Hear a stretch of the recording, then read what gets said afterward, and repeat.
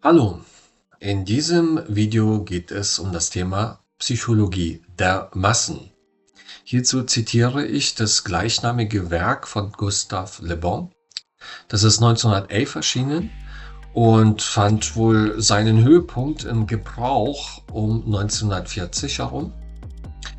Und auch unlängst hat man von irgendeinem Politiker, ich glaube aus Richtung CDU oder sowas, gehört, dass das sein Lieblingswerk wäre. Ja. Und ich habe es passenderweise und das mehr von oben angeregt, 2019 gelesen und mich damit etwas ausgiebiger befasst. Im März 2019, und das hat mir auch die Jahre danach ab 2020 rum geholfen, viele Zusammenhänge besser und schneller nachvollziehen zu können und zuordnen zu können und warum und wieso und weshalb das auch unter anderem funktioniert. Und dazu zitiere ich erstmal aus dem Kapitel 1. Da geht es um erstmal die Definition dessen. Einleitung, das Zeitalter der Massen.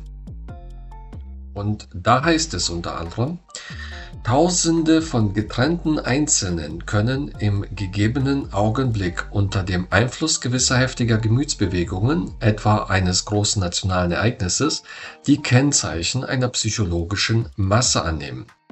Irgendein Zufall, der sie vereinigt, genügt dann, dass ihre Handlungen zugleich die besondere Form der Massenhandlung annehmen. In gewissen historischen Augenblicken kann ein halbes Dutzend Menschen eine psychologische Masse ausmachen, während Hunderte zufällig vereinigter Menschen sie nicht bilden können. Andererseits kann bisweilen ein ganzes Volk ohne sichtbare Zusammenscharung unter dem Druck gewisser Einflüsse zur Masse werden. Weiter heißt es: Allein die Gleichförmigkeit der Umgebung schafft die sichtbare Gleichartigkeit der Charaktere. Und dazu noch weitere Absätze. Eben diese allgemeine Charaktereigenschaft, die vom Unbewussten beherrscht werden und der Mehrzahl der normalen Angehörigen einer Rasse ziemlich gleichmäßig eigen sind, werden in den Massen vergemeinschaftlicht. In der Gemeinschaftsseele verwischen sich die Verstandesfähigkeiten und damit auch die Persönlichkeit der Einzelnen. Das Ungleichartige versinkt im Gleichartigen und die unbewussten Eigenschaften überwiegen. Das ist so grob erstmal die Definition einer Masse, dass das erstmal um eine psychologische Masse geht. Das, was durch ein bestimmtes Ereignis hervorgerufen wird, womit sich viele identifizieren oder sich daran erinnern oder das in ihrer Psyche, sage ich mal, oder Unterbewusstsein vielmehr dann vorhanden ist, das Ereignis, und damit lassen sie sich triggern oder auch ansprechen unter anderem oder auch beherrschen, regieren, manipulieren, was auch immer. Und dazu noch: Das Auftreten besonderer Charaktereigentümlichkeiten der Masse wird durch verschiedene Ursachen bestimmt. Die erste dieser Ursachen besteht darin, dass der Einzelne in der Masse schon durch die Tatsache der Menge ein Gefühl unüberwindlicher Macht erlangt, welches ihm gestattet, Trieben zu frönen, die er für sich allein notwendig gezügelt hätte. Die Energie der Masse ist es, um die es geht. Das heißt, das ist das, was einen stärker sich fühlen lässt, als man für sich alleine wäre. Und das ist das auch, was einen dann unbeherrschbar macht, beziehungsweise umgekehrt als Masse beherrschbar macht. Und zwar, dass man sich selber nicht zu zügeln weiß, indem man meint, man wäre in einer bestimmten Masse, so wie das auch mit dem Gruppenzwang zum Beispiel ein bekanntes Phänomen ist. Ja? So ähnlich ist es dann auch. Dazu noch ein letzter Absatz aus Kapitel 1. Aus den vorstehenden Beobachtungen ist zu schließen, dass die Masse dem alleinstehenden Menschen intellektuell stets untergeordnet ist. Hinsichtlich der Gefühle aber und der durch sie bewirkten Handlungen kann sie unter Umständen besser oder schlechter sein. Es hängt alles von der Art des Einflusses ab, unter dem die Masse steht. Und das zeigt so dieses ganze Phänomen der Masse erstmal grob schon mal auf. Und auch, warum das funktioniert. Es funktioniert eben dadurch, dass der Einzelne in der Masse sich stärker fühlt. Und wenn man das triggert und dazu auch bestimmte Ereignisse oder Phänomene nimmt, die erlebt sind und in der Psyche oder Unterbewusstsein der Einzelnen irgendwo abgelegt sind. Wenn man das anregt, anspricht, triggert, damit erreicht man auch die Einzelnen und kann sie dann eben zu dieser einen oder anderen Handlung stimulieren und anregen und eben in einer Masse ansprechen, dass sie ansprechbar werden mit dieser Art und Weise von Psychologie.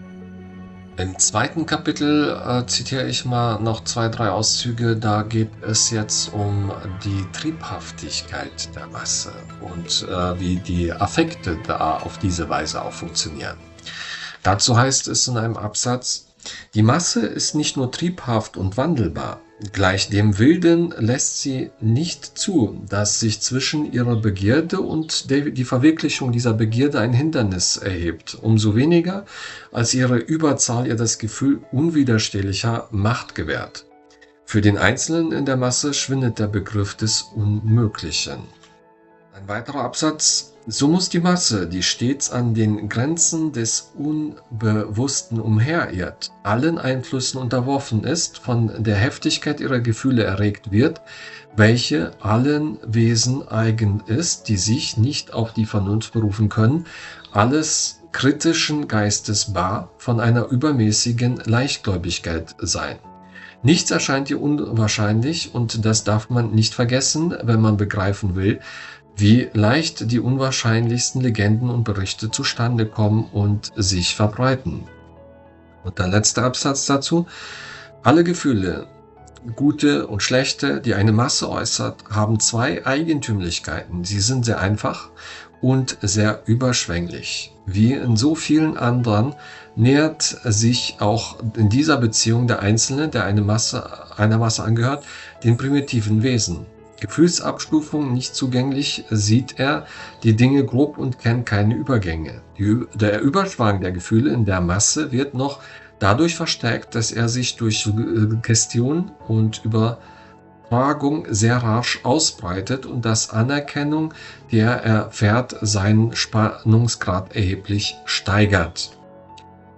Das dürfte vielleicht vielen irgendwo bekannt vorkommen bei verschiedenen eben Massenphänomenen in der Form, warum die Menschen so oder so agieren oder reagieren auf etwas, ja, oder sich von diesem oder jenem Ereignis so stark in ihre Spur bringen lassen, dass man sich denkt, das kann doch irgendwie, wenn man logisch das betrachtet und reflektiert, überhaupt nicht sein.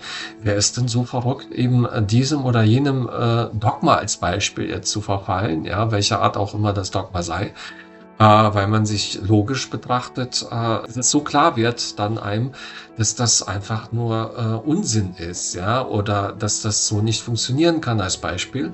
Und trotzdem ist die Masse dazu geneigt, hinzurennen und etwas anzunehmen, was eben nicht funktionieren kann.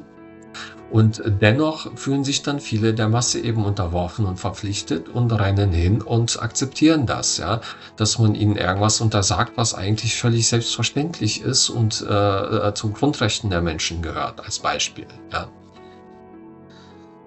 Aus Kapitel 3 noch ein paar weitere Ausführungen einmal. Man darf nicht glauben, eine Idee könnte durch den Beweis ihrer Richtigkeit selbst bei gebildeten Geistern Wirkungen erzielen. Man wird davon überzeugt, wenn man sieht, wie wenig Einfluss die klarste Beweisführung auf die Mehrzahl der Menschen hat. Ein weiterer Absatz: Ideen brauchen lange Zeit, um sich in der Masse festzusetzen, und sie brauchen nicht wenig Zeit, um wieder daraus zu verschwinden. Auch sind die Massen in Bezug auf Ideen immer mehrere Generationen hinter den Wissenschaftlern und Philosophen zurück. Alle Staatsmänner wissen heute, wie viel Irrtum in den Grundideen steckt, die ich soeben anführte. Da aber ihr Einfluss noch sehr stark ist, so sind sie genötigt, nach Grundsätzen zu regieren, an deren Wahrheit sie nicht mehr glauben. Weiter heißt es in Kapitel 3: Die Massen befinden sich ungefähr in der Lage eines Schläfers, dessen Denkvermögen im Augenblick aufgehoben ist, so dass in seinem Geist Bilder von äußerster Heftigkeit aufsteigen, die sich aber schnell verflüchtigen würden, wenn die Überlegung mitzureden hätte. Für die Massen, die weder zur Überlegung noch zum logischen Denken fähig sind, gibt es nichts Unwahrscheinliches. Vielmehr, die unwahrscheinlichsten Dinge sind in der Regel die auffallendsten. Dann noch, die Massen können nur in Bildern denken und lassen sich nur durch Bilder beeinflussen. Nur diese schrecken oder verführen sie und werden zur Ursache ihrer Taten. Abschließend, als nicht die Tatsachen als solche erregen die Volksfantasie, sondern die Art und Weise, wie sie sich vollziehen. Sie müssen durch Verdichtung, wenn ich so sagen darf, ein packendes Bild hervorbringen, das den Geist erfüllt und ergreift. Die Kunst, die Einbildungskraft der Massen zu erregen, ist die Kunst, sie zu regieren.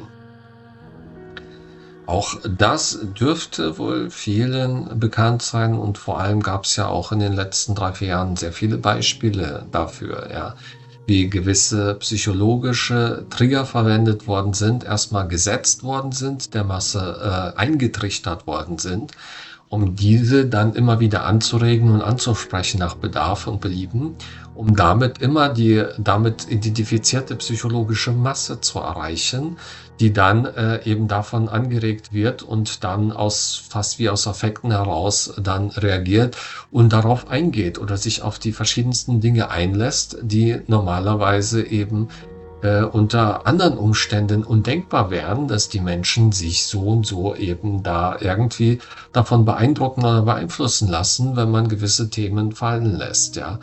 Und das ist eben Kern dessen, warum das funktioniert in der Masse. Das hat eben einfach mit dieser Massenenergie zu tun, die da stärker ist als die Energie des Einzelnen. Und da ist, weil es eine Summe aus der Energie vieler ist, und alle, die da in etwas Aktien investieren, zum Beispiel, in etwas investieren und Energie mit draufladen, die lassen sich dann wieder von dieser Energie in multiplizierter Weise auch beherrschen und manipulieren. Sehr leicht jedenfalls. Aus den nachfolgenden Kapiteln werde ich jetzt nur noch ein paar wenige Zitate bringen, um das nochmal etwas abzurunden, das Thema. Und zwar handelt es sich jedoch darum, der Massenseele Ideen und Glaubenssätze langsam einzuflößen, zum Beispiel die modernen sozialen Lehren, so wenden die Führer verschiedene Verfahren an. Sie benutzen hauptsächlich 3 bestimmte Arten: die Behauptung, die Wiederholung und die Übertragung oder Ansteckung. Ihre Wirkung ist ziemlich langsam, aber ihre Erfolge sind von Dauer. Man versteht den Einfluss der Wiederholung auf die Massen gut, wenn man sieht, welche Macht sie über die aufgeklärtesten Köpfe hat. Das Wiederholte setzt sich schließlich in den tiefen Bereichen des Unbewussten fest, in denen die Ursachen unserer Handlungen verarbeitet werden. Nach einiger Zeit, wenn wir vergessen haben, wer der Urheber der wiederholten Behauptung ist, glauben wir schließlich daran. Weiter noch, wenn eine Behauptung oft genug und einstimmig wiederholt wurde, wie das bei gewissen Finanzunternehmungen der Fall ist, die jede Konkurrenz aufkaufen, so bildet sich das, was man eine geistige Strömung nennt. Und der mächtige Mechanismus der Ansteckung kommt dazu.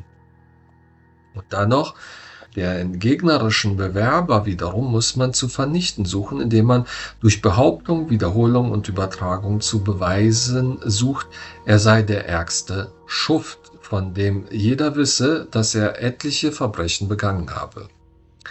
Dann noch, das geschriebene Programm des Kandidaten darf nicht sehr entschieden sein, weil sein Gegner es ihm später entgegenhalten könnte. Aber sein mündliches Programm kann nicht übertrieben genug sein. Die außerordentlichsten Reformen dürfen in Aussicht gestellt werden. Für den Augenblick erzielen diese Übertreibungen große Wirkungen und für die Zukunft verpflichten sie zu nichts. Der Wähler kümmert sich später tatsächlich nie darum, ob der Gewählte sein Glaubensbekenntnis, dem man begeistert zustimmt und das angebliche die Voraussetzung für das Zustandekommen der Wahl war, auch wirklich befolgt hat. Das ist doch irgendwie sehr aussagekräftig, oder? Auch für die Ereignisse zum Beispiel der letzten 1, 2 Jahre vor allem, ja. Es wird ein böser Schuft ausgemacht, dem man alles in die Schuhe schieben kann und alles Negative zuordnen und sich selber da irgendwie glorifizieren und dergleichen.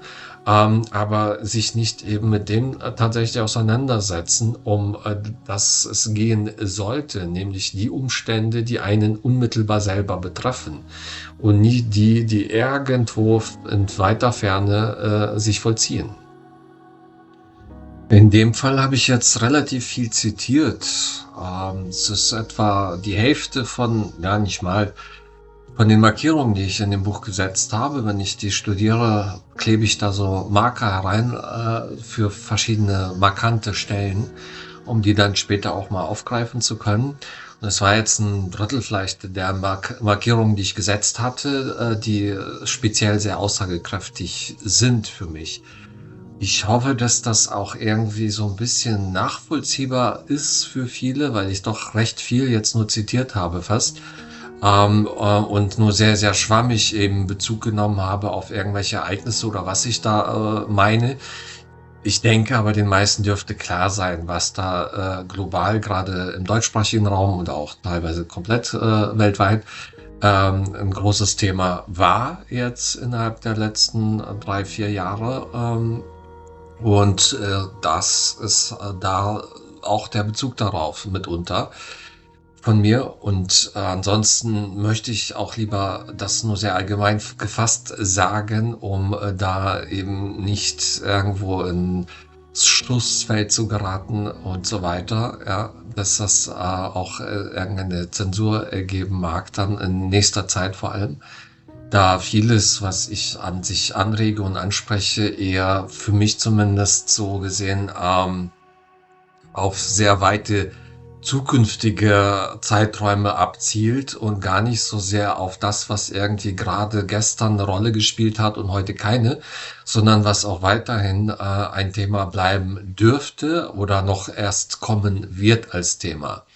Und die Psychologie der Massen, ja, ich denke, dass das schon vielen aufzeigt, wie das funktioniert, warum das funktioniert und dass das schon seit über 100 Jahren bekannt ist, seit über 112, 13 Jahren schon, wie die Psychologie der Massen an sich funktioniert. Und dass das hier nochmal so ein bisschen herauskristallisiert wird durch die verschiedenen Zitate, vor allem, die es schon hinreichend für sich an sich sprechen sollten. Und ja, macht euch einfach Gedanken, reflektiert so ein bisschen darüber, was das bedeutet. Und letzten Endes bedeutet es auch für den Einzelnen, dass man stabil in sich selber wird mehr, ja, dass man seiner Seele mehr gehorcht und Gott auch mehr gehorcht in diesem Sinne als den äußeren Umständen. Und dass man eben auch aufpassen sollte, was einem alles ins Unterbewusstsein gepflanzt wird, dass man da eben sich nicht zum Spielball machen lässt, ja, und auch nicht sich von den Massen in irgendeiner Form beeindrucken lässt. Weil die Intelligenz der Massen ist vor allem so durch Le Bon in dem Buch erklärt, immer geringer als die des einzelnen Individuums. Nur halt kommt nicht das Genie des Individuums zum Tragen in der Masse, sondern eben der Durchschnitt. Und die Massenenergie ist halt das, was letzten Endes dann auch einen stark beeinflusst und beeindrucken kann. Vor allem je mehr man eben selber da Energie investiert in diese Sachen und einzahlt, desto mehr wird man dann auch da von diesen Dingen durch die Gegend gezerrt, statt eben auch selbstbewusst für sich stehen zu können und sich eben nicht beeindrucken zu lassen von allem Möglichen. Das soll es erstmal in dem Video auch gewesen sein. Man wünscht ansonsten allen alles Gute.